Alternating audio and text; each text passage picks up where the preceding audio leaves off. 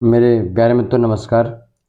तो आज हम बात करने वाले हैं अपना नेक्स्ट टॉपिक की। लेक्चर नंबर 104 हम पढ़ रहे हैं एडजॉर्बेंट।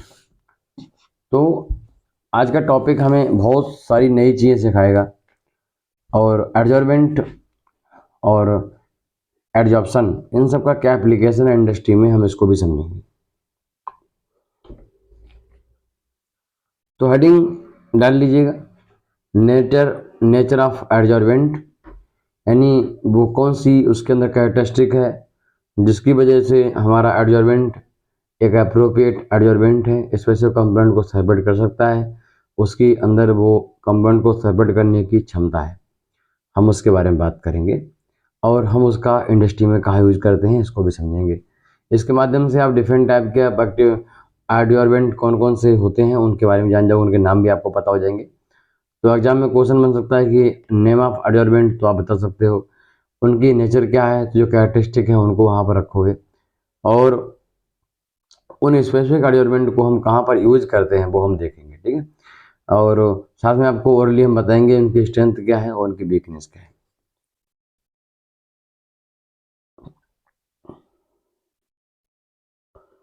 तो सबसे पहला एडजॉर्बेंट हम ले रहे हैं एक्टिवेटेड कार्बन। एक्टिवेटेड कार्बन ये वही कार्बन है जिस तरीके से आप कोई कोयला लो, कोल जो कोयला होता है घर में, बिल्कुल काले कलर का कोयला हो, बिल्कुल काला हो, अच्छी क्वालिटी का हो, उसको आप पाउडर बना लो बिल्कुल, है ना, पीस के। तो जो ग्राइंड करके पाउडर बनाओगे उस टाइप का एक्टिवेटेड कार्बन के बारे में हम बात कर रहे हैं और उसकी उसी स्टेज, उसी अवस्था, उसी फॉर्म को हम एज ए एडजॉर्बेंट यूज करते हैं। एक्टिवेटेड कार्बन का आप लोगों ने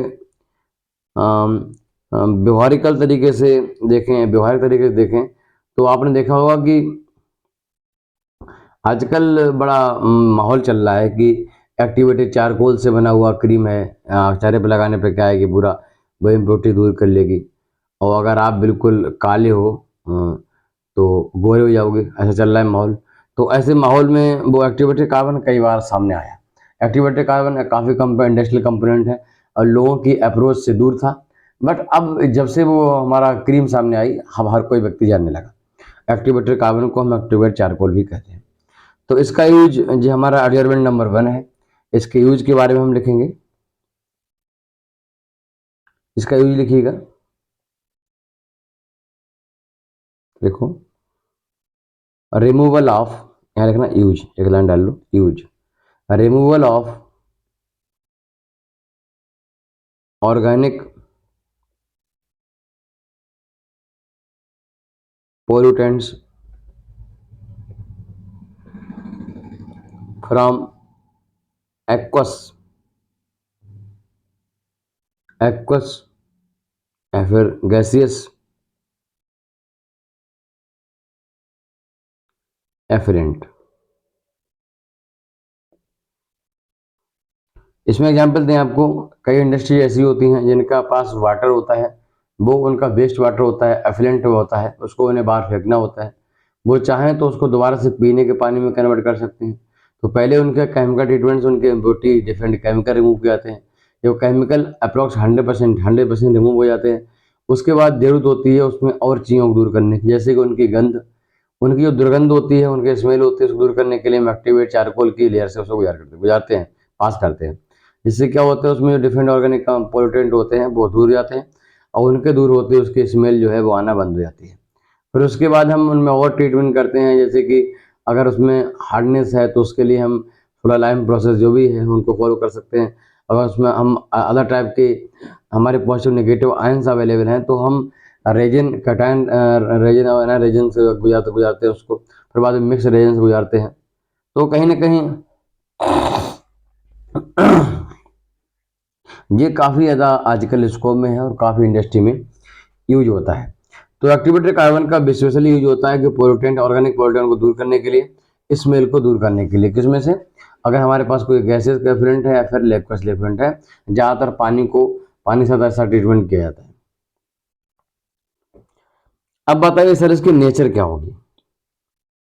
नेचर का मतलब है कि, नेचर से हमारा मतलब है कि भाई उसमें कैरेक्टरिस्टिक क्या है, वो कौन सी वजह है, उसमें क्या क्वालिटी है जिसकी वजह से ऐसा होता है। तो लिखो नेचर।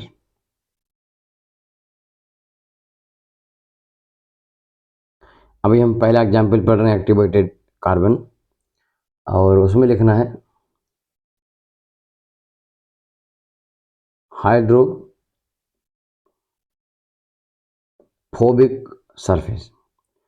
यानी अगर इसके ऊपर से आप अगर वाटर गुजारते हो, वाटर पास करते हो, तो वाटर को अपनी तरफ अट्रैक्ट नहीं करेगा, उसमें चिपकाएगा नहीं, और अदर इम्प्योरिटीज होगी उनको अपने ऊपर चिपकाएगा, अडेयर कर लेगा। अरे मान लो एग्जाम्पल के लिए हमारे पास पानी है और उसमें कुछ ऑर्गेनिक कंपोनेंट है जिनकी वजह से उसमें स्मेल आ रही है। अगर हम उस सोल्यूशन को उसके ऊपर गुजारते हैं, एक्टिविटीज जो चारकोल है वो एक तरीके से सॉल्ट कंपोनेंट है, जो हम बात कर रहे थे, उसके ऊपर स्पेसिफिक स्ट्रक्चर होता है, उसके ऊपर से मिक्सचर गुजारते हैं, तो उस वाटर और इम्प्योरिटीज के मिक्सचर में सिर्फ इम्प्योरिटीज को अपने ऊपर चिपका लेगा, अडेयर कर लेगा, अटैच कर लेगा। क्योंकि ये वाटरफोबिक है, हाइड्रोफोबिक है, तो ऐसी कंडीशन में वाटर को अपने ऊपर नहीं चिपकाएगा, मतलब उसको जाने देगा। तो उससे होगा क्या, उससे हमारा वाटर जो है प्यूरिफिकेशन हो जाएगा। बात समझ आ गई? जैसा एग्जांपल देता हूं, ये हमारे पास एक्टिवेटेड चारकोल है, इसके ऊपर से हमने क्या किया, वाटर, ये हमने इसको फिलो किया, और साथ में हमने क्या किया, इसमें हमने कोई इम्प्योरिटीज, आई से रिपेंड कर रहा हूँ, हमने इसमें किया, तो मालूम पड़ा कि इम्प्योरिटीज जो है वो तो यहाँ चिपक गई और प्योर वाटर यहाँ निकल गया, तो हो गया ना वाटर प्यूरिफाई। इस तरीके से हम वाटर को प्यूरिफाई करते हैं by the help of activated charcoal. मैं आपको दोबारा बता दूं, एक्टिवेटेड कार्बन जो है उसकी हेल्प से सिर्फ और सिर्फ हम स्मेल को दूर करते हैं और ऑर्गेनिक कंपाउंड को दूर करते हैं। ठीक, इसकी नेचर में पहला मैंने बताया कि हाइड्रोफोबिक सरफेस है इसका, और दूसरा है कि एक और लिखो साथ में उसके कॉमा लगा के,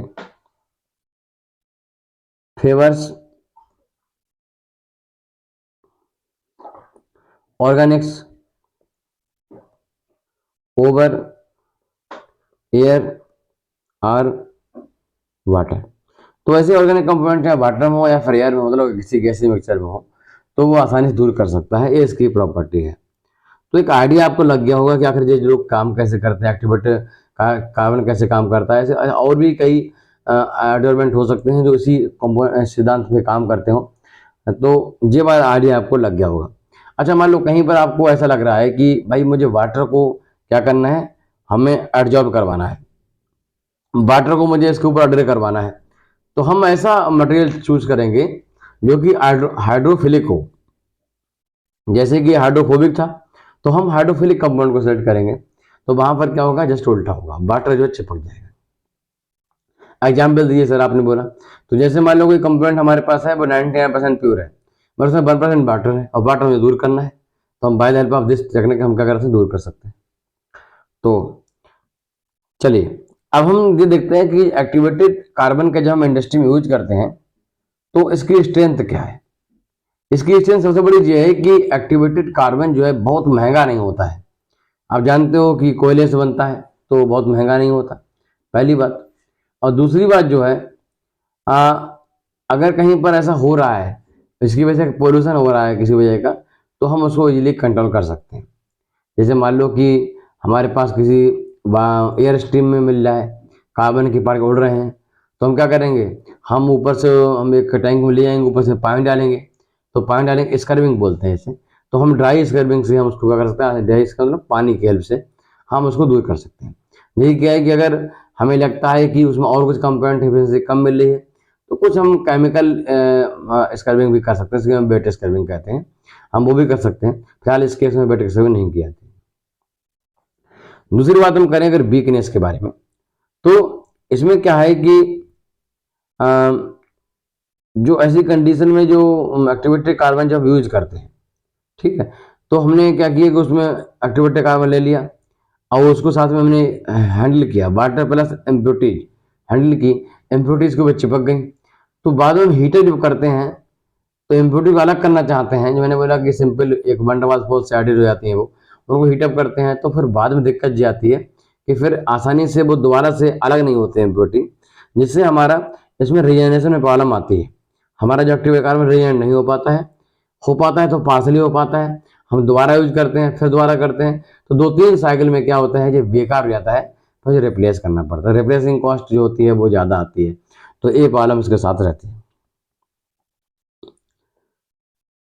मुझे लगता है कि एक आइडिया आपको लग गया होगा, है ना। तो इसके बारे में हम लोग क्या करेंगे,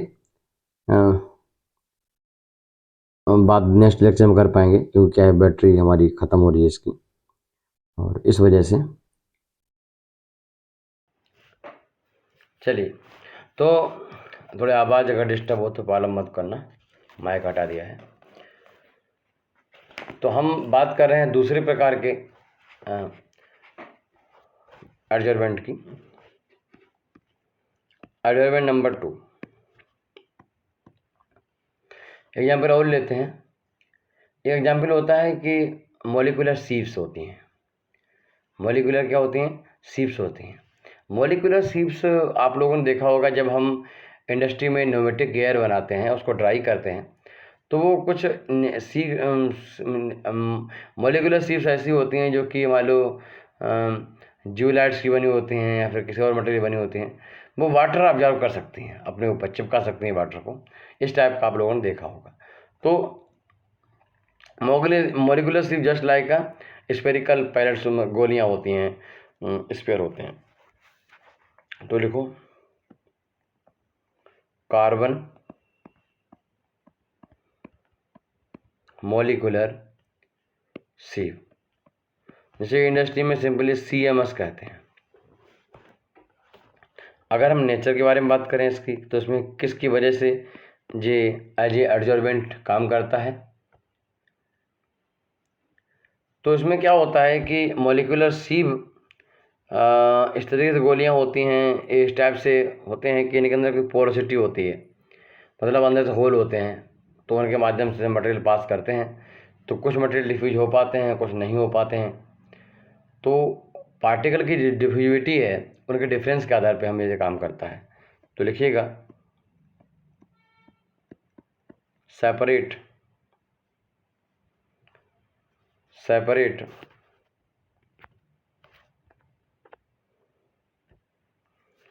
सेपरेट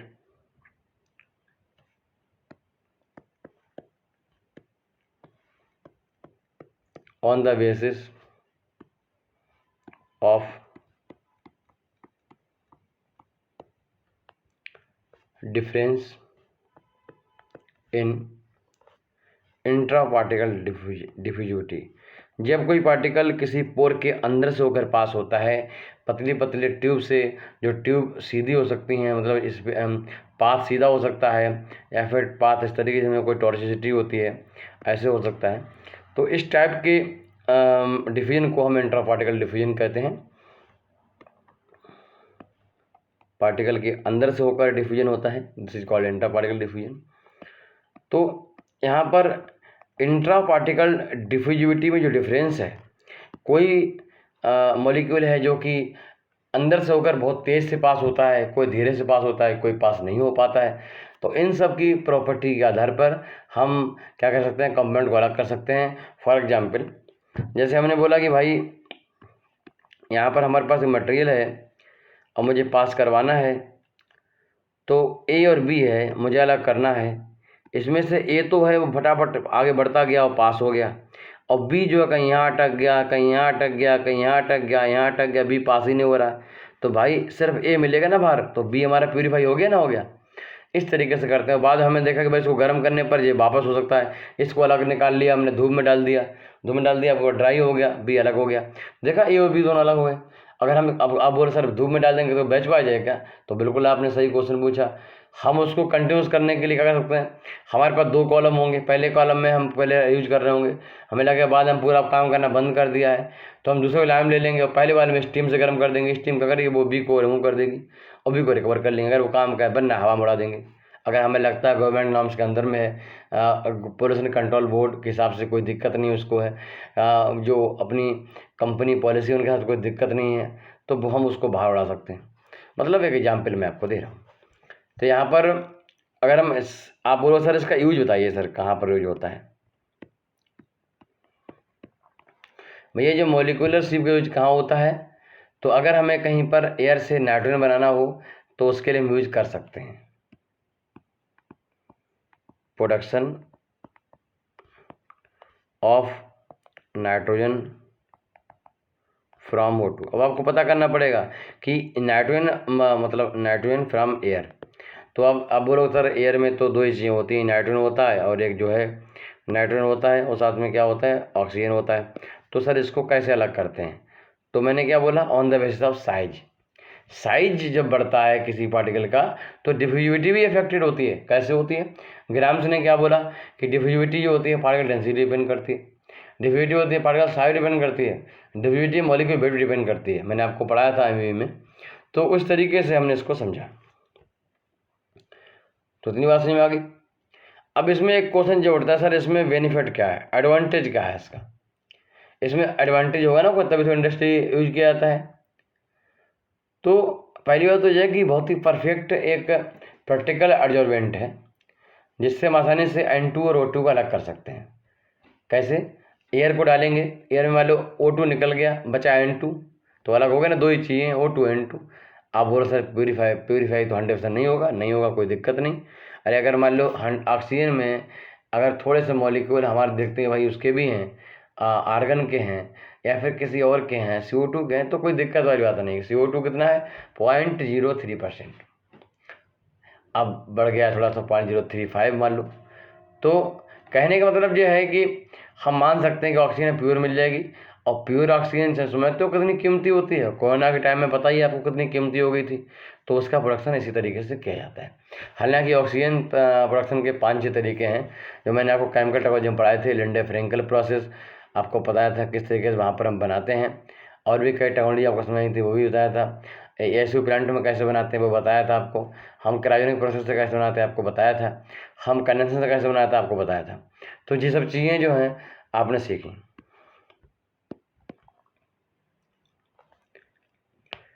नंबर 2 क्या है कि जो इस टाइप की टेक्निक है ना, वो हम अगर देखें कि कहाँ यूज करते हैं तो सिर्फ एयर सेपरेशन में यूज करते हैं।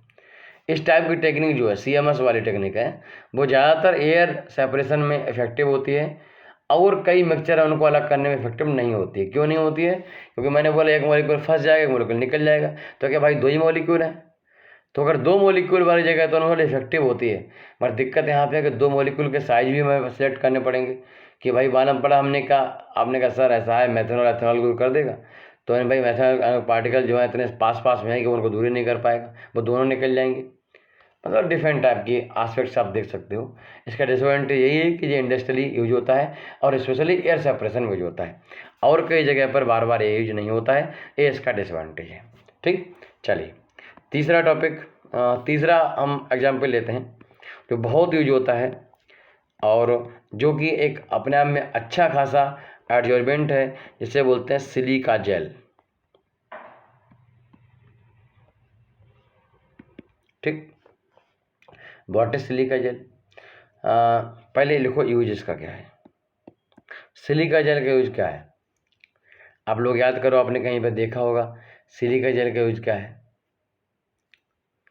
सिलिका जेल एक ऐसा कंपोनेंट है जो वाटर को अपने अंदर ऑब्जर्व कर सकता है। ठीक, तो इसका यूज हम लोग न्यूमेटिक एयर को बनाने में करते हैं। स्पेशली आप लोगों ने देखा है, मैंने आपको बताया भी, इससे पहले भी बताया टॉपिक में, कि इंडस्ट्री में हम जो एयर लेते हैं एटमॉस्फेयर से, हम उसको कंप्रेस करके या डिफरेंट कंट्रोल वाल्व को ओपन करने में हर जगह यूज करते हैं न्यूमेटिक सिस्टम में। बट वो एयर में मॉइस्चर नहीं होनी चाहिए, क्योंकि मॉइस्चर हो गई तो हमारा सिस्टम डैमेज करेगा, कोरोजन करेगा जहाँ जहाँ उसको यूज करेंगे। तो मॉइस्चर को दूर करने के लिए हम क्या करते हैं, सिलिका जेल की पैड्स का यूज करते हैं। सिलिका जेल को भर देते हैं एक सिलेंडर में। ठीक है, बचपन में आप लोगों ने गुल्ली खेली होंगी, कंचे।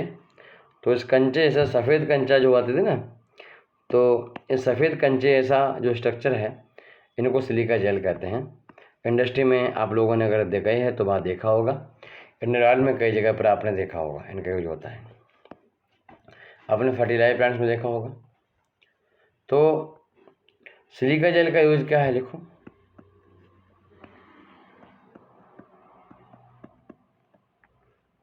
ड्राइंग ऑफ एयर, एयर को ड्राई करने के लिए, या फिर किसी और गैस को भी हम ड्राई कर सकते हैं। मतलब सिंपल उसका वाटर मॉइस्चर अगर आपको रिमूव करना है तो इसका यूज करते हैं। कैसे काम करता है, क्या होता है, जी हमने काम करके आपको बताया है, और कई चीज़ों में आपको फिर बताया होगा, जहाँ टॉपिक होगा वहाँ पर बताया जाएगा। सर इसका स्ट्रेंथ क्या है, इसका एडवांटेज क्या है?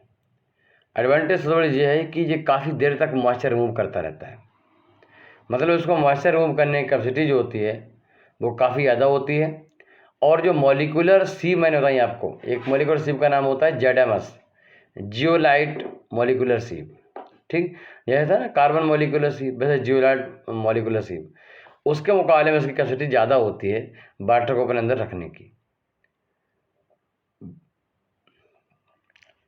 ठीक। ये तो उसका एडवांटेज हो गया। सर डिसएडवांटेज क्या है इसका? डिसएडवांटेज का थोड़ा ये है कि अगर आपको मॉइस्चर रिमूव करना है तब तो कोई दिक्कत वाली बात है, रिमूव कर देगा। बट आप बोलो मुझे बहुत हाई लेवल तक मॉइस्चर रिमूव करना है, बहुत लो कंसंट्रेशन तक, तो फिर ये रिमूव नहीं कर पाएगा। एक क्वेश्चन ऐसा, इसका नेचर क्या है, तो नेचर इसका भी लिख लो। आपका दिमाग में क्वेश्चन आना चाहिए, तभी आपका दिमाग जिंदा है। अगर दिमाग में क्वेश्चन नहीं आया तो फिर बात सही नहीं है, मतलब इसका मतलब आप पढ़ नहीं रहे हो आप। तो लिखो हाई कैपेसिटी हाइड्रोफिलिक, मतलब जो वाटर लविंग है, तभी तो अपने ऊपर चिपका लेता है उसको, ठीक। देखा ना आपने कभी कंगारू को, कंगारू अपने बच्चे कैसे चिपकाता सीने से, क्योंकि कंगारू अपने बच्चे को बहुत प्यार करता है, इस वजह से वो अपने ऊपर चिपका लेता है मजबूती से। उसी प्रकार से यहाँ पर जो सिलिका जेल है वो वाटर लविंग है, हाइड्रोफिलिक में वाटर लविंग, तो वो क्या है कि अपने ऊपर चिपका लेता है वाटर को, मॉइस्चर को अपने ऊपर एब्जॉर्ब कर लेता है और काफ़ी ज़्यादा देर तक रखता है अपने ऊपर, मतलब कैपेसिटी ज़्यादा होती है।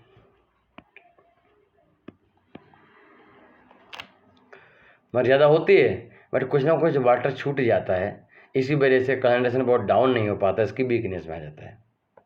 चलिए हम अगला एग्जाम्पल लिखेंगे, चौथा एडजॉर्बेंट, जैसे बोलते हैं एक्टिवेटेड, आपने कई बार सुना होगा एक्टिवेटेड एल्यूमिना,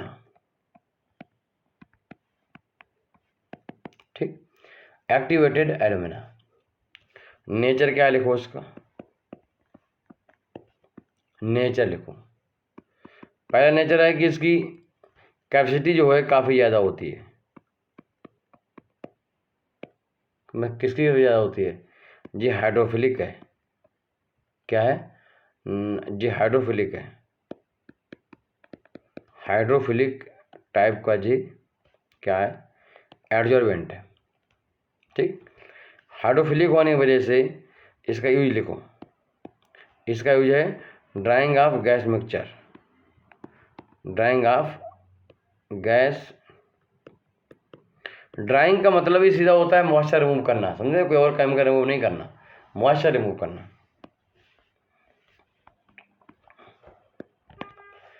अच्छा, एक्टिवेटेड जो एल्यूमिना होता है उसका सबसे अच्छी बात यह है कि इसकी कैपेसिटी काफ़ी ज़्यादा होती है, जिस तरीके से सिलिका जेल की कैपेसिटी जियोलाइट मॉलिक्यूलर सिर्फ ज़्यादा थी, उसी प्रकार से एक्टिवेटेड एल्यूमिना की भी कैपेसिटी जियोलाइट मॉलिक्यूलर सिर्फ ज़्यादा होती है। बट अब इसका नुकसान क्या है, इसका नुकसान ये है कि कैपेसिटी तो ज़्यादा होती है इसकी, कैपेसिटी का मतलब क्या होता है कि ज़्यादा मतलब काफ़ी देर तक पानी को ऑब्जर्व करता रहेगा, ये मतलब है। मगर जितना जियोलाइट मॉलिक्यूलर सिर्फ इफेक्टिव होती है, मतलब जितना ज़्यादा अच्छे से प्योरिटी बड़ा कम, मतलब मॉलिक्यूलर जो उसका मॉइस्चर लेवल है डाउन कर सकते हैं एयर का, किसी गैस का, उतना ये डाउन नहीं कर पाएगा। फॉर एग्जाम्पल अगर हमने 100 किलो एयर में 1 किलो मॉइस्चर है, तो अगर हम सिलिका जेल के ऊपर से गुजारेंगे तो हमें मालूम पड़ेगा, मतलब मान लो पहले हम सिलिका जेल वो एक्टिवेटेड एल्यूमिना मान लो, तो किस एक्टिवेटेड एल्यूमिना से हम गुजारेंगे तो 100 किलो में 1 किलो मॉइस्चर है, उन 1 किलो मॉइस्चर में से गुजारने पर देखेंगे अब 500 ग्राम मॉइस्चर रह गई, यानी 500 ग्राम रिमूव कर दिए, ठीक। जबकि जियोलाइट मॉलिक्यूलर सिर्फ से गुजारेंगे तो मालूम पड़ेगा 400 ग्राम रहेगी, उन्होंने 600 ग्राम रिमूव कर दी, समझ गए बात को। तो मतलब उसकी एफिशिएंसी किसकी ज़्यादा है, एक्टिवेटेड एल्यूमिना की एफिशिएंसी कम है, क्योंकि वो 500 ग्राम ही रिमूव कर पा रहा है, और जियोलाइट की एफिशिएंसी का ज़्यादा है। तो इसका डिसएडवांटेज ये है कि ये बहुत इफ़ेक्टिव नहीं होता है। हाँ, इसकी जो कैपेसिटी है वो ज़ीरोलाइट मॉलिक्यूलर सिर्फ ज़्यादा होती है। ऐसे ही हमने से पहले सिलिका पढ़ा, उसकी भी ज़ीरोलाइट मॉलिक्यूलर सिर्फ ज़्यादा थी। बट अगर हम इसके एक्टिवेटेड कार्बन के बारे में बात करें, एक्टिवेटेड एल्यूमिना के बारे में बात करें, तो इसकी एफिशिएंसी जो है ZMS से क्या होती है, कम होती है, ज़ीरोलाइट मॉलिक्यूलर सिर्फ से कम होती है। ठीक, तो कहीं ना कहीं क्या है कि जितना ट्रेसेस अमाउंट में हम रिमूव कर पाते ZMS से, उतना यहाँ पर नहीं कर पाएंगे। ZMS की बात कर रहे हैं बहुत दूर से, तो जरूर इसको पढ़ लेते हैं पहले। एग्जाम्पल लिखो 5 नंबर का, ZMS जियोलाइट मॉलिक्यूलर सिव, जियोलाइट मॉलिक्यूलर सिव। ठीक, इसका नेचर क्या होता है, इसका नेचर क्या होता है, इसका कैरेक्टरिस्टिक क्या है, तो लिखो। इसका भी सरफेस जो होता है वो हाइड्रोफिलिक सरफेस होता है। सरफेस कैसा होता है, हाइड्रोफिलिक, गलत हो गया, हाइड्रोफिलिक।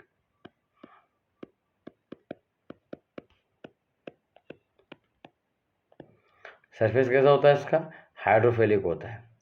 और इसमें जो है पोलर रेगुलर चैनल्स बने होते हैं। ठीक है, सिंपल सा रखिए, हाइड्रोफिलिक सरफेस का भी होता है, पोलर नेचर होती है, कंपाउंड कंपाउंड खींच लेता है। हाइड्रोफिलिक है इसी वजह से किसी भी, अगर हमें गैस है उसका डिहाइड्रेशन करना है, किसी भी लिक्विड मिक्सचर का डिहाइड्रेशन करना है, तो वहाँ पर ही यूजफुल होता है। तो यूज लिखो उसका, यूज। डिहाइड्रेशन मतलब पानी की मात्रा को ये कम करता है। डॉक्टर बोलता है ना डिहाइड्रेशन हो गया आपको, आपने 12 में लड्डू ज़्यादा खाए हैं, तो ऐसे केस में क्या होता है, फिर वो ऊपर से पानी दिया जाता है, तो ये पानी कम करने का काम करता है डिहाइड्रेशन में। इसके अलावा एयर सेपरेशन अगर आपको करना है तो वहाँ पर यूज होता है। अगर हमें मिक्सचर है कोई, इसमें पार्टिकल डिफरेंट डिफरेंट साइज के हैं, शेप के हैं, और उनको अलग करना है on the basis of difference in size and shape, तो हम इसका यूज करते हैं। ठीक, एयर सेपरेशन लिख लिया, डिहाइड्रेशन लिख लिया, और आगे लिखो सेपरेशन ऑफ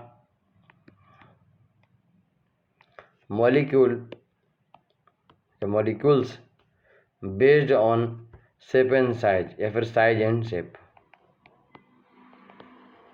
ठीक, तो बहुत यूज होता है जी, इसको हल्के मत लेना, इंडस्ट्री में काफ़ी यूज होता है। इसकी स्ट्रेंथ क्या है, क्यों ज़्यादा यूज़ करते हैं, तो मैंने सबसे पहले तो आपको मैंने बोला कि एफिशिएंसी इसकी काफ़ी अच्छी होती है। जो बार बार मैं बोल रहा हूँ सिलिका से, एक्टिवेटेड एल्यूमिना से कम होती है, तो इसकी मतलब ज़्यादा है एफिशिएंसी। तो इसकी एफिशिएंसी क्या है, ज़्यादा होती है, क्योंकि ये जो मॉलिक्यूल को सेपरेट करता है on the basis of shape and size, on the basis of polarity, on the basis of geometry, shape and size, तो वो क्या है कि काफ़ी ज़्यादा करता है। ठीक है, जिसका बेनिफिट है कि वो मॉलिक्यूल को पोलैरिटी और ज्योमेट्री के आधार पे काफ़ी ज़्यादा सेपरेट कर लेता है। नुकसान ये है कि एफिशिएंसी तो उसकी अच्छी है, बट नुकसान इसका ये है कि इसका जो कैपेसिटी है वो कम होती है। ठीक, मतलब पानी थोड़ी देर तक वो अलग करेगा, फिर बाद अलग करना बंद कर देगा, फिर हमें रीएड करना पड़ेगा। चलिए, तो आप समझ गए होंगे। हम लास्ट एग्जाम्पल, चलो एक एग्जाम्पल और देते हैं। 6 एग्जाम्पल लिखो। Silicate, silicate, silicate, what is this, silicate, silicate, silicate को छोड़ो, इससे अच्छा वाला लिखो, सिलिसिलेट, ये लिखो। ठीक, सिलिसिलेट,